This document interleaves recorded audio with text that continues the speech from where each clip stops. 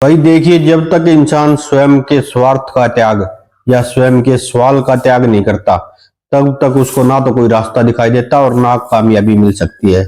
तो स्वयं के स्वाल और स्वयं का स्वार्थ इंसान को त्याग देना चाहिए। तो इसी से संबंधित आज एक छोटी सी कथा सुनाते हैं। अगर पसंद आए तो लाइक करना, शेयर करना और चैनल को कर देना सब्सक्राइब। तो भाई काफी टाइम पहले की बात है। एक लड़का था, माता पिता उसके थे ही नहीं और बेचारा बहुत गरीब था। एक सेठ के यहाँ पर नौकरी करता था और मुश्किल से उसका गुजारा हो रहा था। तो लड़का अपना खुद ही बनाता था और खाता था। एक दिन उसने अपने 4 रोटियां बनाई और जब खाना खाने के लिए देखा उसने तो रोटियां 3 है। अगले दिन फिर वही बात, 4 रोटियां बनाई लेकिन रोटियां 3 है। 3-4 दिन हो गए ऐसे ही चलते चलते। एक दिन लड़के ने सोचा भी ये तो देखना चाहिए क्या चक्कर है, एक रोटी कहाँ जाती है। तो उसने जब छिपके देखा तो एक चूहा जो है उसकी एक रोटी वो खा रहा था। उसने चूहे को पकड़ लिया। चूहे ने कहा भाई मेरा हिस्सा तू क्यों खा रहा है, मेरे को तो मेरा हिस्सा खा लेने दे। लड़के ने कहा भाई देख ऐसा है, मैं हूं बहुत गरीब आदमी और मेरे पास तो यही बहुत मुश्किल से है और तू यार मेरे इनमें से एक रोटी भी खा जाता है, मैं तो भूखा रह जाता हूँ। तो चूहे ने कहा भाई तेरे सवालों का जवाब एक आदमी दे सकता है। लड़के ने कहा भाई कौन? बोला चूहे ने कहा गौतम बुद्ध। लड़के ने कहा ठीक है, मैं गौतम बुद्ध के पास जाऊंगा। अब उसने सेठ से छुट्टी ले ली जिसके पास नौकरी करता था उसे 5-7 दिन की और चल पड़ा। पैदल पैदल चलता रहा, काफी लंबा रास्ता था। अब रास्ते में रात होगी तो उसको रात में रुकना था। उसको एक हवेली दिखाई दी, उस हवेली में वो पहुंचा। अब हवेली की जो मालकिन थी उसने दरवाजा खोला। अब लड़के ने कहा कि जी मेरे को रात में रुकना है। अब उसने कहा कि बेटा कहाँ जा रहे हो आप? उसने कहा जी गौतम बुद्ध के पास। तो बुढ़िया जो रोने लगी, जो मालकिन थी वो हवेली की, कि बेटा अगर आप गौतम बुद्ध के पास जा रहे हो तो आप मेरे भी एक सवाल का जवाब पूछ के आना। लड़के ने कहा जी बताओ क्या सवाल आपका? तो उस हवेली की मालकिन ने कहा कि मेरी एक 20 साल की लड़की है जो बोलती नहीं, बचपन से आज तक वो कभी बोली ही नहीं। तो तू जो है गौतम बुद्ध से पूछ के आना कि मेरी लड़की कैसे बोलेगी, कैसे बोल सकती हो। बोला जी ठीक है, मैं जरूर पूछूंगा।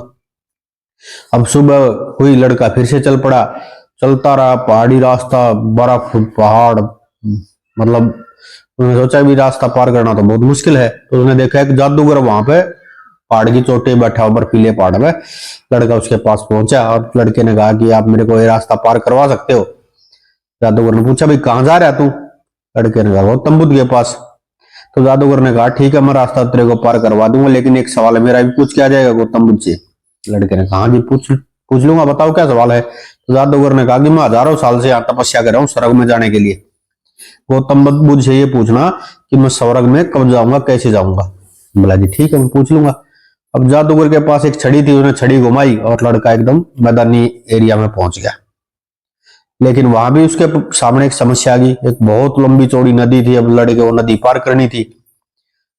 लड़के ने देखा कि वहां पे एक बहुत बड़ा कछुआ था। लड़के ने कहा कि भाई तू मेरे को अपनी पीठ पे बैठा के नदी पार करवा दे। कछुए ने कहा ठीक है चल। कछुए ने लड़के को अपनी पीठ पे बैठाया। फिर कछुए ने पूछा भाई कहाँ जा रहा है तू? लड़के ने बताया भाई मैं तो गौतम बुद्ध के पास जा रहा हूँ, मेरे कुछ सवाल है उनके जवाब पूछने। कछुए ने कहा भाई तू मेरा भी एक सवाल पूछ के आ जाएगा। लड़के ने कहा भी आप भी बताओ। पर मैं 500 साल से यहीं इसी नदी में पड़ा हूं सिर्फ जो है ड्रैगन बनने के लिए। क्या तू गौतम बुद्ध से पूछ के आ सकता कि मैं ड्रैगन कब बनूंगा, कैसे बनूंगा? लड़के ने कहा जी ठीक है, पूछ लूंगा आपका सवाल भी। कछुए ने नदी पार करवा दी और लड़का जो है गौतम बुद्ध के आश्रम में पहुंच गया। वहां पे प्रवचन चल रहा है, लड़का भी जाके बैठ गया।